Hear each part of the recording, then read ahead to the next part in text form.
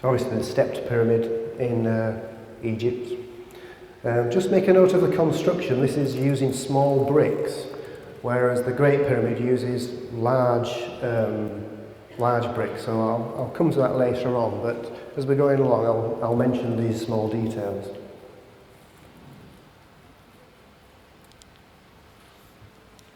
That's better. Again, this is in Egypt. Just take note of the size of the blocks that are used in this. They're not the small tiny bricks that are used on a step pyramid, they're very large megalithic blocks. I'll go into detail of that later, but I'm just sort of showing you the type of structures around the world that seem to be either built by Egyptians or built by Sumerians or whatever.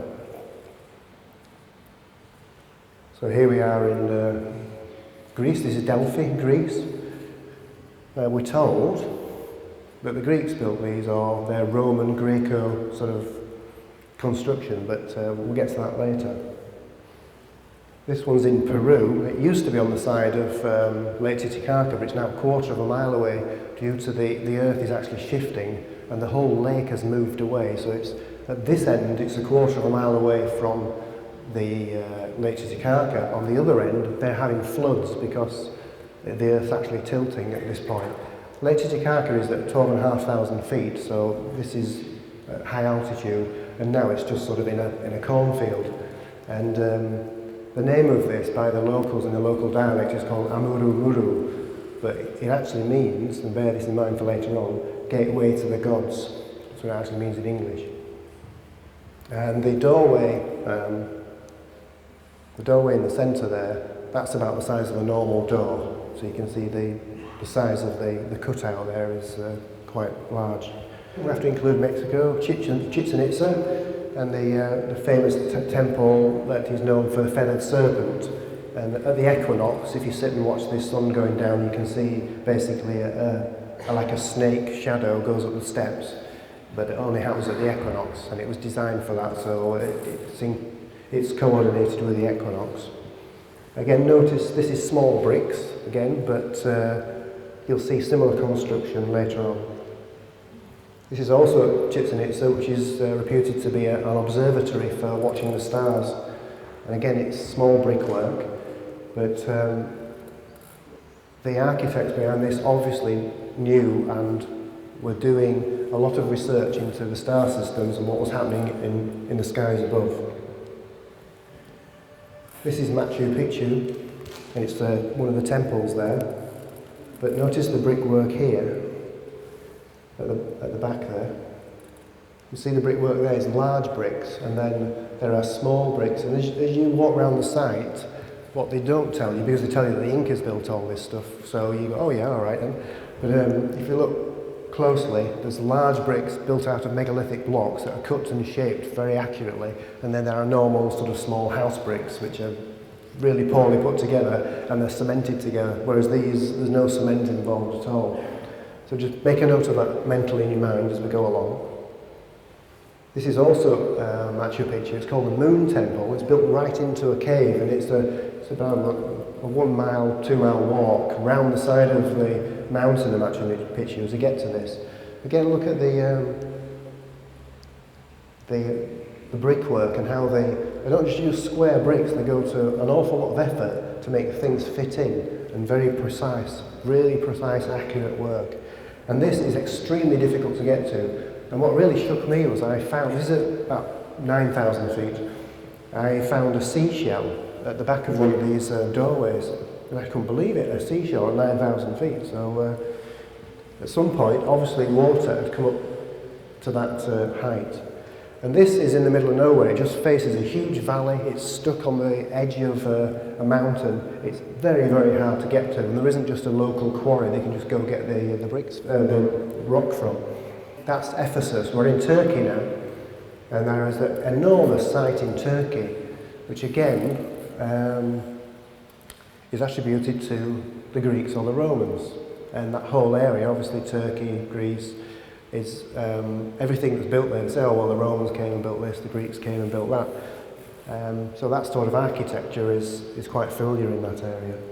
This is at Karnak in France, And there are absolutely fields and fields of these megalithic stones in Karnak in France. Now these are not small stones, these are huge things that weigh tons. So again, somebody's had to go through a lot of effort to get these things in place. This is one of the Devil's Arrows, which is in Yorkshire. Just to give you the size of it, there's at least a third of that is underground as well. So again, it's a huge thing and it has to be moved. And we all get told all the time that it's rollers and ropes, as I call it, that we use tree trunks and we use ropes to move these things. And we get told this over and over and over again. These things have been there for thousands of years. There's 3 in one field and they're huge things.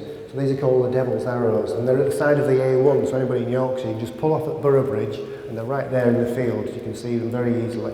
And they're quite impressive, but nobody mentions them. They're bigger than stones at Avebury and they're quite an impressive piece of rock. But again, who put them there? What sort of technology was involved to shift a huge stone like that? And if it was done with rollers and ropes, how many people were involved just to put one of those things in the ground?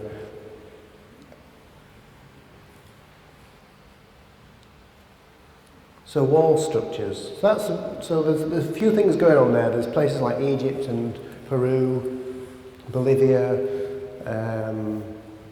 where the structures, you can see obvious structures. But what I'm trying to show here is that there's a connection between the builder, the thought behind them. So if we look at a few wall structures, and bear with me because I'm just stringing you along so that you can realise that it's what I'm trying to say here, that one lot of civilization didn't just go and build one lot of structures, that the architect behind these structures and the technology is similar wherever you go. So we'll look at a few wall structures just to show that point. This is in that's in Cusco in Peru, and that's just in the main street. And look at there's no cement involved there, they're just put together and they're cut in a specific way. And I'll draw your attention to, if this works. There we are. Those, what I'm calling protrusions, make a mental note of those because they appear all over the place and they're on specific blocks. So you can see the accuracy of this wall, it's absolutely amazing. There's a whole wall of it. You walk down the street and the whole wall is this structure. And nobody takes any notice of it because they live there, you know, they live and breathe there and it's their market town. Nobody takes any notice of these walls apart from obviously researchers go in there and see these walls. This is also just above Cusco, some more structures. And you've got the megalithic sort of Stonehenge type structure. And again, it's these huge blocks put together with great accuracy, even round the corner, here in the corner here. They don't just use square blocks, they actually make it as difficult as possibly can and go round the corner. Instead of just going to the quarry, cutting a few small bricks, putting them together and sticking some cement between them, they make it very, very difficult, but there is a reason behind it. This is called Sassy Woman, I call it Sexy Woman so I can remember it. This is also above Cusco in Peru, and there are 3 walls basically, all made up with the same structure. There are hundreds and hundreds of bricks involved here.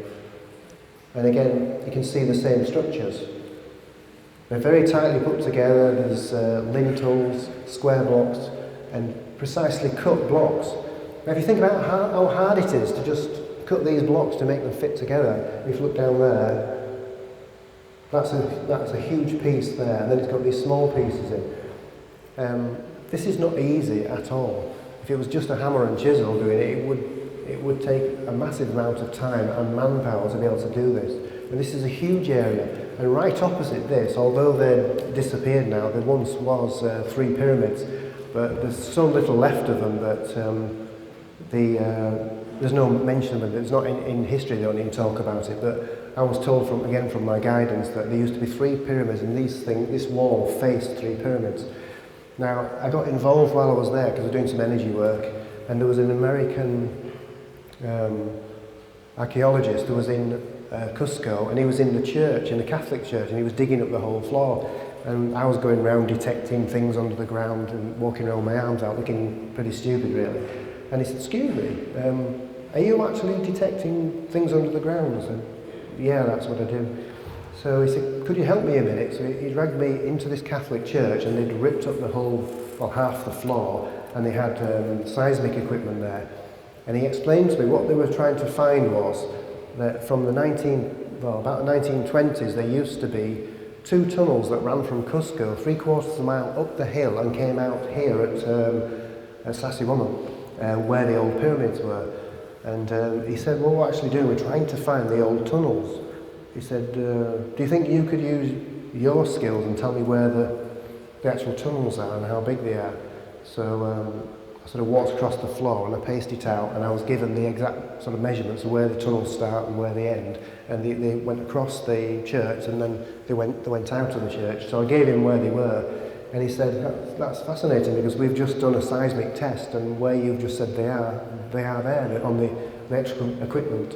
So that was in 2001, so by now, although I've not heard anything, I've been watching the websites and they've not mentioned it, but these 2 tunnels, about 3 or 4 metres across, and then there's a gap of 3 or 4 metres and then another tunnel, and both of them run up and come out here at Sassy Woman, which I say is 3 kilometres away. So, but the reason why they were shut down in the 1920s was that people were disappearing, they were going in and never coming out again. And the last record of it was 2 people went in, they allegedly found the Aztec gold, but what really spooked them was the tunnel was lit by an amazing light which was coming from nowhere, and it really freaked them out. And one guy ran out, left the other one in there, and he never came out.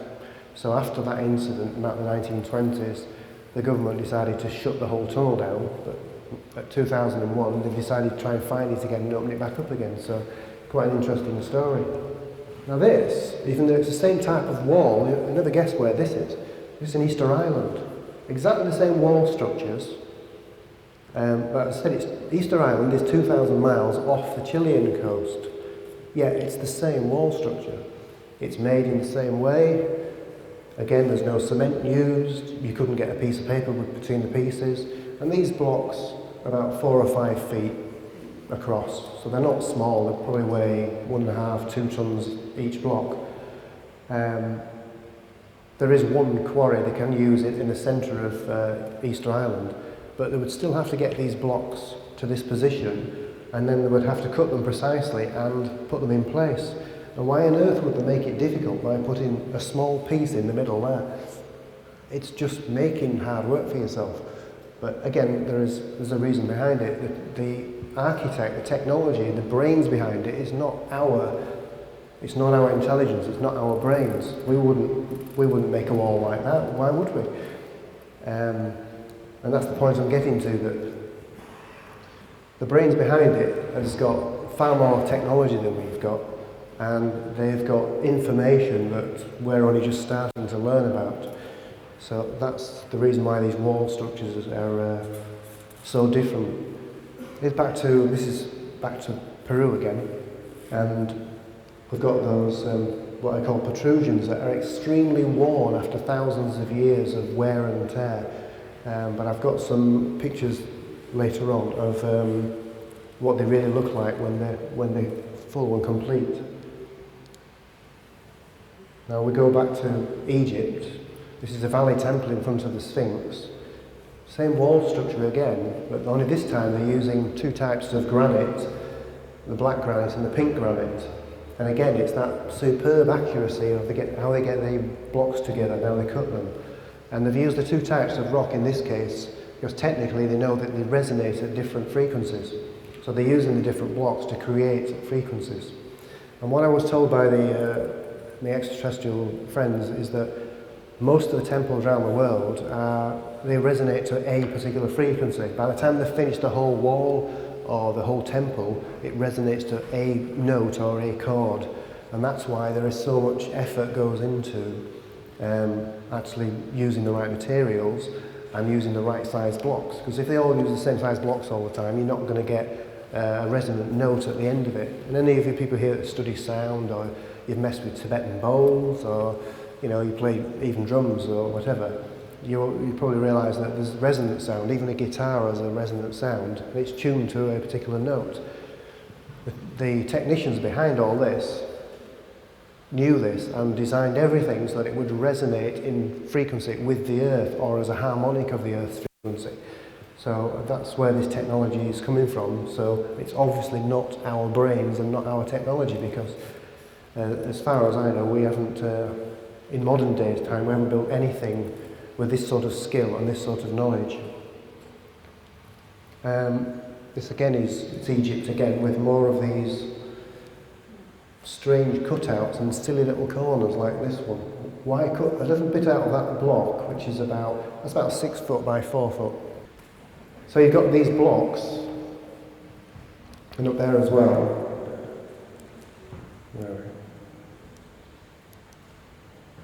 The same thing up there. It's not just a square block. There's a small piece cut out, and as I said, the whole thing is designed so that the whole temple resonates at a certain frequency. Now, the thing that amuses me about Egypt, they take around Egypt and say, oh yeah, you know, these walls, and yes, the Egyptians built this, and blah, blah, blah, blah. But they don't tell you at the time that the Egyptians only had copper tools and they couldn't cut granite. And this is pink granite. So any of these blocks that you're seeing cannot be cut by an Egyptian because they don't have the technology. They only had copper tools.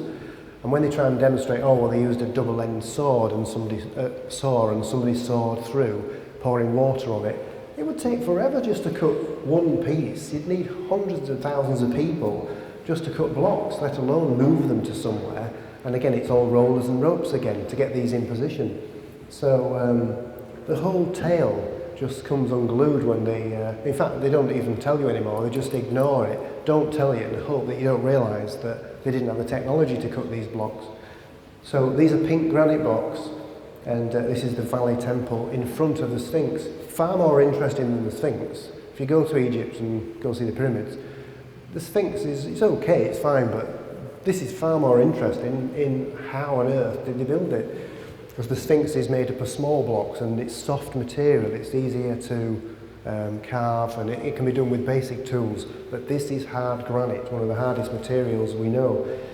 Today we'd probably use diamonds or whatever to actually cut this. And we're back to Mexico again. It's not as tidy as the Egyptian one, but it's the same, you can see the same things going on. Why are they doing this? Why is it just not the same size block put together and build a pyramid? This is the side of that pyramid I showed you earlier, Chichen Itza. This is the side of it. Because again, somebody knows about resonant frequencies and they know what they're doing. This is in Bolivia. It's actually part of 13 of these towers related to the moon cycles. There's one for each cycle of the moon. And again, they're put together with amazing accuracy and incredible things. And it's that same structure again where they don't use square blocks. And this is on the side of, this is in Bolivia, it's on the other side of Lake Titicaca, so it's very close to Lake Titicaca. This is Cusco, Peru again, almost inside the church. The church and these ancient walls are almost on the same site. And it's the same accuracy. The same building blocks. And there's these niches. And the explanation for the niches is, oh, they put statues in there. Now, I got a completely different story when I asked about that from the ET information. The same in Egypt, where there's these niches. They weren't specifically for statues, it was an energy chamber for someone to contain energy and use energy. And many of the healers and priests would use these little chambers for energy processing, maybe healing people, manifesting energy, and it would hold within that chamber the energy they wanted to use. The reason why I'm saying this is at Saqqara, the step pyramid, I had a past life experience. I remembered myself as a trainee priest there. I was there for 32 years. And I actually remembered myself going to these niches and obtaining the correct energies to be able to go to someone and heal their auric field with colour. And at that time we were using colour, sound and perfumes to heal people's energy fields. So that's the explanation for these niches, but in Egypt I'll tell you all, it was just a statue. This is in Turkey. So we'll move closer to home as far as we're concerned. Many people go on holiday in Turkey, but this is at Ephesus, all the buildings at Ephesus. And again, it's not as tidy as the other ones I've shown you, but it's probably due to wear and tear and thousands of years rather than hundreds of years. But if you listen to the time that they tell you the Greeks built this or the Romans, that's what you believe. So, well, the Greeks came and they built this, and it's from that time period. You accept that and just go away and say, no, it was the Greeks or the Romans. But if it was the Greeks and the Romans, what are they doing the same thing in Egypt? And what are they doing on Easter Island? Using the same principle. So whoever is putting these together is using the same techniques and the same technology to put these buildings together. So if it was the Romans, they travelled a lot further than we've been told they travelled, or it wasn't the Romans or the Greeks, and it was someone else who has the technology and the information to be able to build all over the world, and the transport to be able to build all over the world. This is also in Turkey. And look at the shapes, it's making it really difficult. And this is on a Roman site. This is just, they call it a Roman site, and it was done by the Romans. It's actually a site, Xanthos in Turkey, which is, there's an arena there, there's a theatre there, which is attributed to Roman Greek.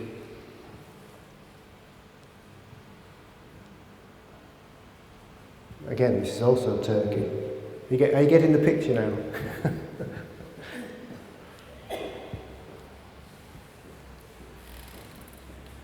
This is a huge block at Peru. It's bigger than that screen, this block. And it's very, very deep as well, so it weighs a few tons.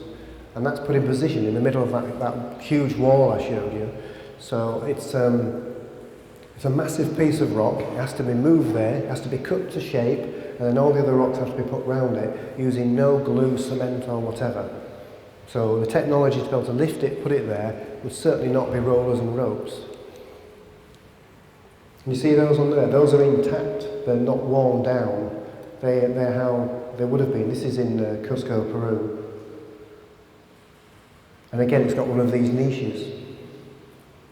Now, I was told by the contacts and guidance that these are put on there to make the actual piece of rock resonate at the exact note they want it to resonate at before they place it into the wall.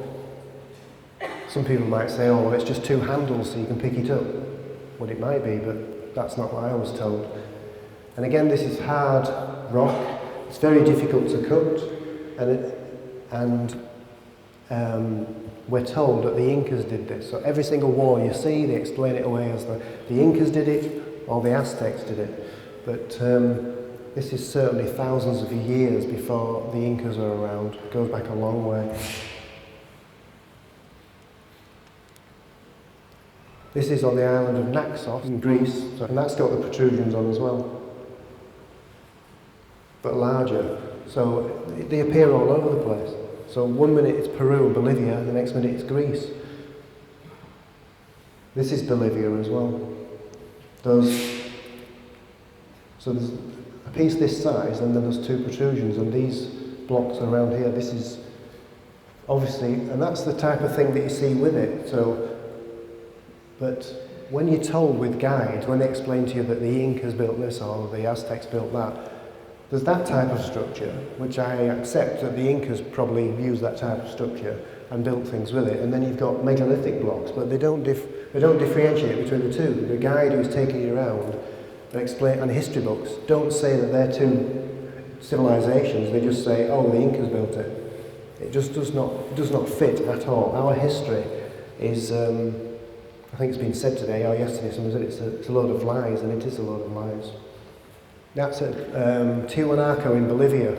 It's a block that's part of a structure that's just been left lying around for many, many years, and that's got the two protrusions on it as well. Yeah, that's in Bolivia, and the other one was in Greece, so they're miles apart. There's supposed to be no connection whatsoever between the two. That's the one in Greece. That's the base of the one in Greece on Naxos. It's a nice place, Naxos, actually, if you fancy a little island to go to in Greece. It's a lovely place, not many people mention it. Sarcophagus in Egypt. The two huge protrusions again. There's two on the other side as well. The Cairo Museum is full of these things with these protrusions on. And I've said this before when I've done talks in Egypt, that these weren't used for burying people at all. I personally believe that they're bilocation chambers for either moving objects or people inside these chambers. Nothing to do with burying people at all. And I think the hieroglyphs, you notice there isn't any hieroglyphs on this at all. There's nothing Egyptian on this whatsoever, really. It's not really Egyptian. I believe a lot of the hieroglyphs are put on afterwards when the Egyptians came and found these items and then just scrolled on the hieroglyphs into the granite afterwards, because this again is a granite box and the Egyptians didn't have the technology to be able to carve into it these actual pictograms, I suppose you could call them. And this is the Osiris at the back of Abydos in Egypt. This, I've been told, is well over 50,000 years old, and a few people here sort of agree with me now. At the back wall there, you can see the protrusions. They're all worn away. It's been there for so long. There used to be two on each block, and they would be the same as the ones I've just shown you in Greece and Peru, but over thousands of years they've been worn down. And I said this is well below the Abydos temple, and it's probably well over 50,000 years old. And the blocks here are all megalithic blocks, weighing up to sort of 10 tons. So again, ropes and rollers? I don't think so. These are on top of a mountain in Peru. Each block weighs 200 tons. They're pink granite again, and they're on the peak of a mountain, so they're about 9,500, 10,000 feet. And the quarry is 2 valleys away that they got these from, or they think that's where they got them from. So whoever cut them out had to go up and down a mountain and then up another mountain to get them here. And in our terms, that is absolutely impossible. Today, in our terms, so if you're thinking about rollers and ropes doing that, no way. So each one 200 tons, and notice again the huge protrusions on these, that again worn down from thousands of years. And bear in mind, this is granite. It would take a lot of wear and tear to wear these down. So there were obviously several more of these blocks, but this is all that's left of some sort of temple on a peak at the end of a valley, which is the same valley as Machu Picchu. But I find that much more interesting than the Machu Picchu itself. That's Delphi in Greece.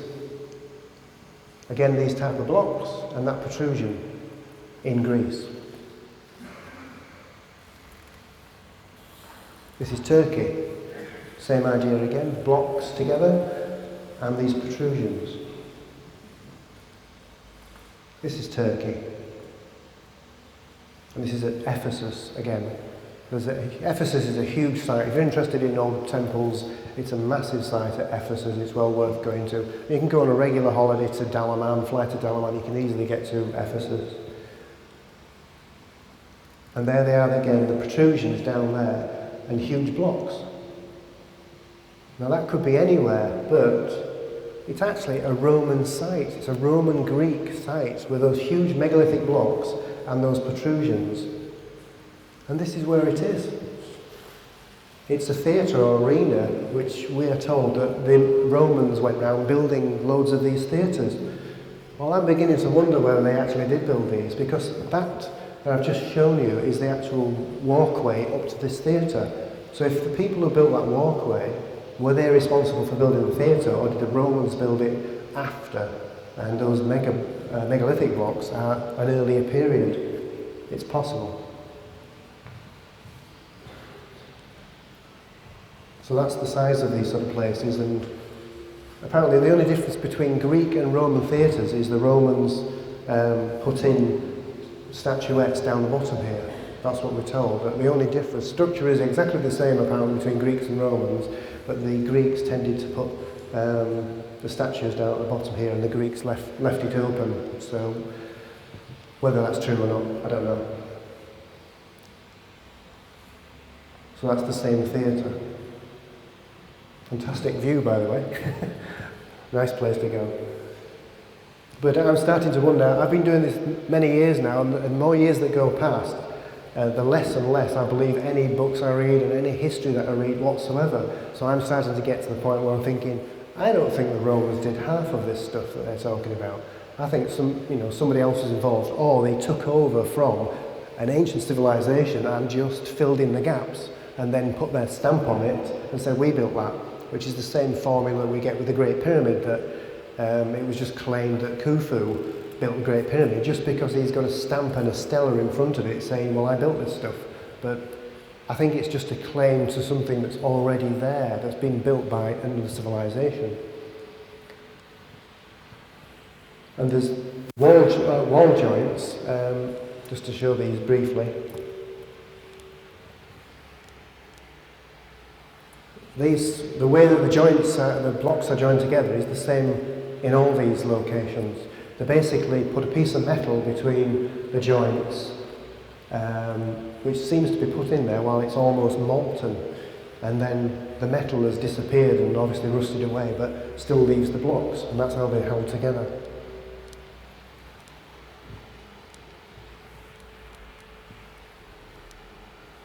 That's exactly the same idea, different location, different country, but the same principle.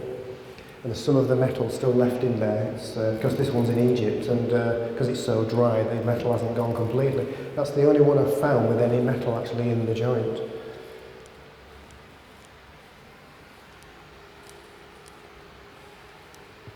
And there's another one, different location, different country, same idea. I think that was in Delphi in Greece then. Okay then, so we've talked about the blocks, talked about joining the blocks, we've talked about the locations they're in. So, how on earth did they lift these blocks?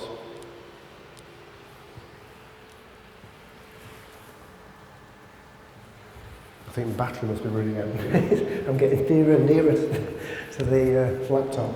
This is in Turkey. So these are huge blocks with the protrusions on again. So we've seen the protrusions, seen the huge blocks. So how did they lift these blocks? How did they move into these locations? This again is supposed to be Roman. Should I try your microphone? No, I think it's that. So it's supposed to be Roman. They're supposed to have lifted these huge blocks, moved them with cranes, rollers, whatever. This is Sarcophagus under the temple, under the Pyramid of Unis, which is the Pyramid of Unis has completely collapsed, but the sarcophagus is underneath. If you're into orbs, there's about 30 orbs on there. I don't know if you've noticed many orbs on there. And this is a huge piece of granite. It weighs many tons. It's in a very small room, and the entrance down to it, which is down a slope, is far too small for that to get in. So how did it get in the room, and how on earth did they move it, and where did they cut it, and how did they cut it? Because it's black granite, extremely hard, it's cut with precision. The top of it is cut with, it's all one piece, but they just slice the top off to make the top of it. And then it's cut out with amazing precision inside. Every corner is smooth, perfect right angles. There are no lumps and chips as if you've used a chisel. So the technology involved is obviously way beyond what the Egyptians had, way beyond. The Cleopatra's Needles in Karnak Temple, one of those weighs 400 tons. How did they lift? The theory is, this is what they tell you, that they cut it from Aswan down, they put it on a barge, they took it down the Nile, cut it off the Nile, got it to the temple, and then erected it at the temple.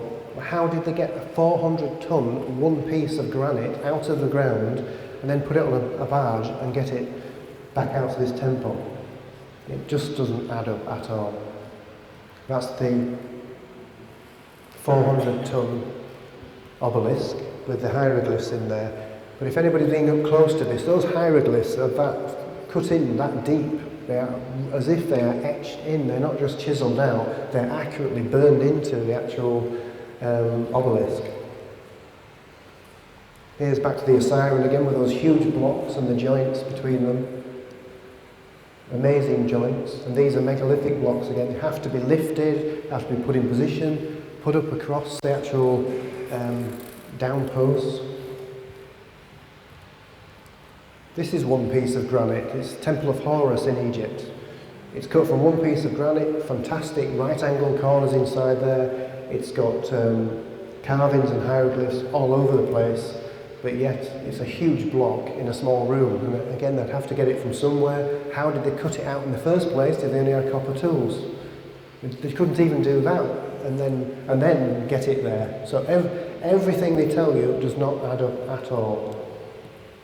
That's the blocks again in Peru, 200-ton blocks. Oops. That's the close-up of the 200-ton blocks. Remember, they're made of pink granite, and they've carved into them these niches, these little, which we don't actually know what they mean, but they're on there. And there's protrusions on it, and this is a very worn structure, and it's granite. It's not sandstone that wears with the wind. It would take a lot of wear and tear to get that to wear down. It's quite interesting. A lot of people do talks on Egypt and everything, but not many people show you. This is Easter Island. This statue never got out of it, but it would have been probably the biggest statue on Easter Island. It's laying down on its back. That's the nose, that's the lips, that's the chin, and that's the body. It would have been enormous had they got it out of there. And how did they cut it out in the first place? How did they cut that out? And how would they get that down the island, sort of 4 miles down to the coast, using ropes and trees?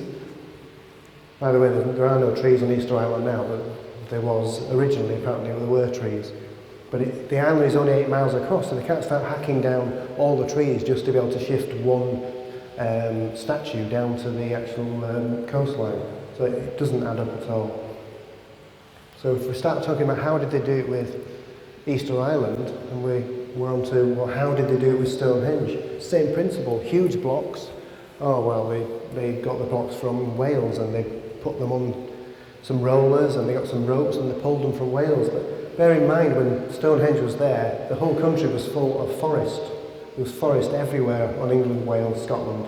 So they have to hack down a huge area of forest just to be able to pull one block all the way to Stonehenge. And they might have done it by water and come up. Again, if they did it by water, they still have to get the blocks cut, put them onto a barge, go up the river there, and then out to Stonehenge. It doesn't add up. It does not add up at all. This is the one at Easter Island, another one that would have been about 30 foot high had it been cut out. The head is at the other end.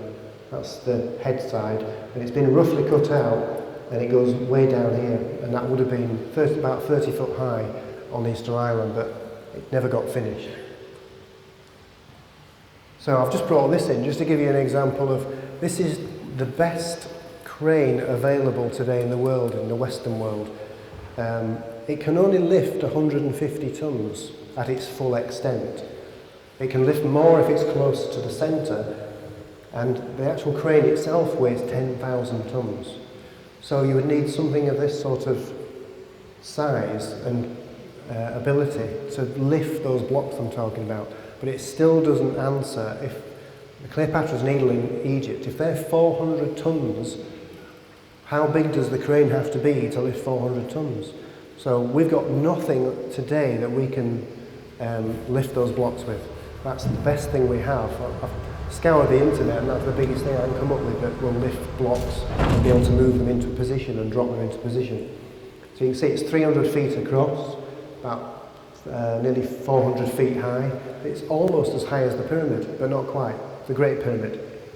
It's a few feet short of the Great Pyramid, so it's still not big enough.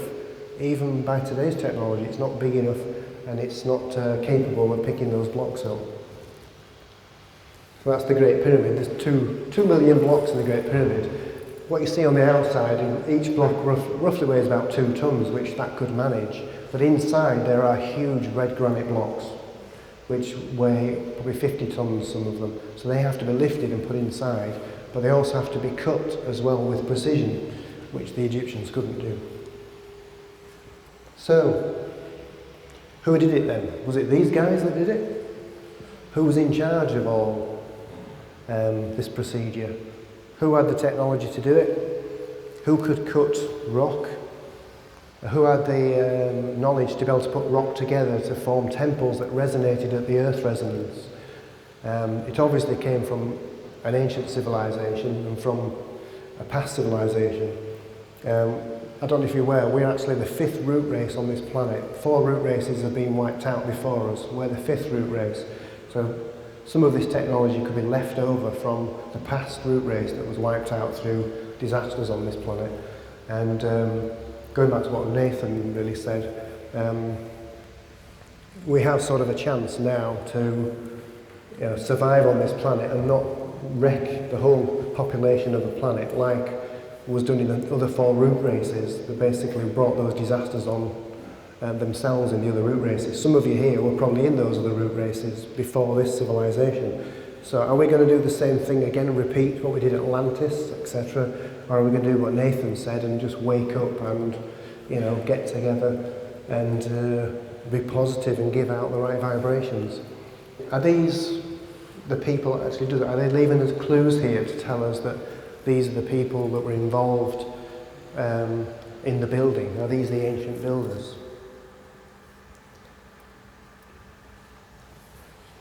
These are Sekhmet. Sekhmet is a statue. It's of a lioness goddess. These are made of black granite, extremely hard granite, and extremely difficult to cut out.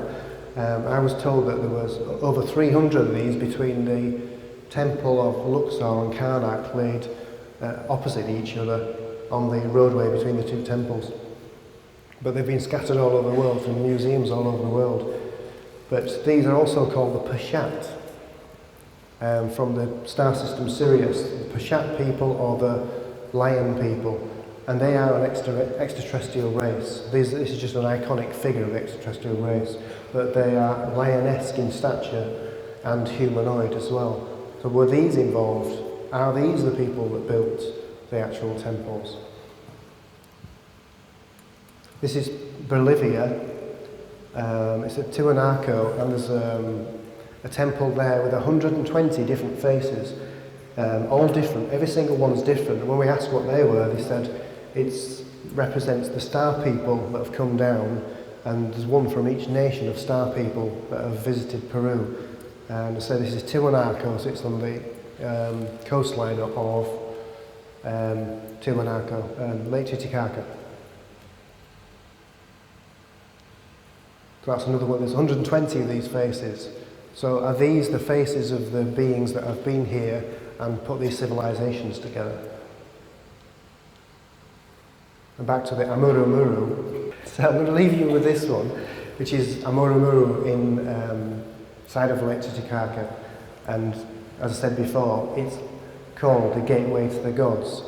And what I'd like to say is that I've brought you through a journey really, but the answer in the first place was the extraterrestrials, the ancient civilizations were the ones that built all these structures, and they survived because they were built in resonance with the earth.